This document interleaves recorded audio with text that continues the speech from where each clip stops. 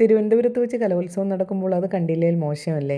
അതുകൊണ്ട് രാത്രി തന്നെ ചൂട്ടും കത്തിച്ചിറങ്ങി സെൻട്രൽ സ്റ്റേഡിയത്തിലേക്കുള്ള പോക്കാണ്. കണ്ടാൽ 3 എനിക്ക് പൈലറ്റ് പോകുകയാണെന്ന് തോന്നും. മോഹിനിയാട്ടമാണ് ഇവിടെ നടക്കുന്നത്.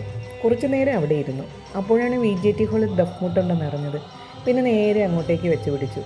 നഗരം ഉറങ്ങാത്ത രാവുകൾ. എന്നാൽ പിന്നെ ഒരു സെൽഫി ഇരിക്കട്ടെ എന്ന് കരുതി. ഭംഗിയായി അറബി ഗാനങ്ങൾ ആലപിച്ചുകൊണ്ട് ഇമ്പം ചോരാതെയുള്ള താളപ്പെരുക്കങ്ങൾ തീർത്ത് ഉയർന്നും താഴ്ന്നും ചെരിഞ്ഞുമുള്ള ശാരീരിക ചലനങ്ങളാണ് ഇതിൻ്റെ പ്രത്യേകത. കണ്ണിന് നയനമനോഹരമായ കാഴ്ചയായിരുന്നു. പ്ലാവിൻ്റെ വേര് കടഞ്ഞെടുത്ത് ആട്ടിൻതോൽ സ്ഫുടം ചെയ്ത് ചരട് വലിച്ചു മുറുക്കിയാണ് ദഫ് ഉണ്ടാക്കുന്നത്. ശ്രുതിയെ നിയന്ത്രിക്കുന്ന ഉപകരണമാണ് ദഫ്.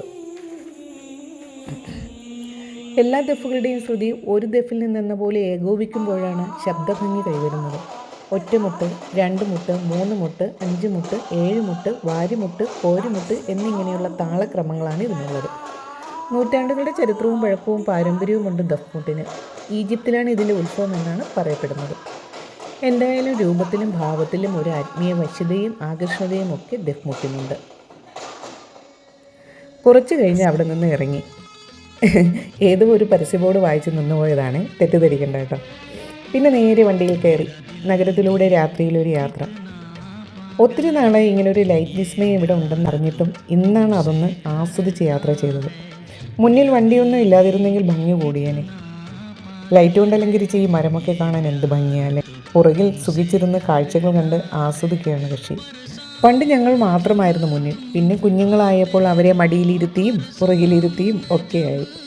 പിന്നെ അവർ ആ ജോലി ഏറ്റെടുത്തു. ഇപ്പോൾ ഞങ്ങൾ സ്വസ്ഥമായി പുറകിലിരുന്ന് ആസ്വദിക്കുന്നു. എന്തായാലും രാത്രി യാത്ര ഇഷ്ടപ്പെടാത്ത ആരാ ഉള്ളത്? പട്ടത്തെത്തിയപ്പോൾ കത്തീഡ്രൽ പള്ളി ക്രിസ്മസിൻ്റെ ഹാങ് ഓവർ വിട്ടുമാറാതെ ഇപ്പോഴും പ്രകാശിച്ച് നിൽക്കുന്നു. പിന്നെ അതിനകത്തേക്ക് ചാപ്പൽ അടച്ചുപോയ കാരണം തിരികെ ഇറങ്ങി. വാം ലൈറ്റിൽ കത്തീഡ്രൽ പള്ളിയും കബറിടവും ഒക്കെ കാണാൻ ഒരു പ്രത്യേക ഭംഗി തന്നെ. ശാന്തമായ അന്തരീക്ഷം. റോഡിൽ തിരക്ക് കുറവായിരുന്നു.